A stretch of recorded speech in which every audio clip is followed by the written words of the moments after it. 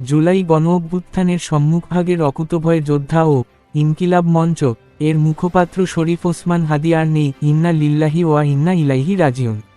তিনি ঢাকা -৮ আসনের সম্ভাব্য স্বতন্ত্র প্রার্থী ছিলেন। আজ বৃহস্পতিবার ১৮ই ডিসেম্বর রাত 10:45টার দিকে ইনকিলাব মঞ্চের ভেরিফাইয়ের পেজে বিষয়টি নিশ্চিত করা হয়েছে। পেজের এক পোস্টে বলা হয়, ভারতীয় আধিপত্যবাদের মোকাবিলায় মহান বিপ্লবী ওসমান হাদিকে আল্লাহ শহীদ হিসেবে কবুল করেছেন।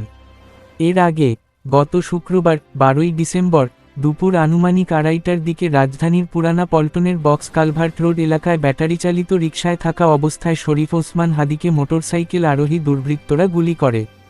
গুরুতর আহত অবস্থায় প্রথমে তাকে ঢাকা মেডিকেল কলেজ হাসপাতালে ভর্তি করা হয়।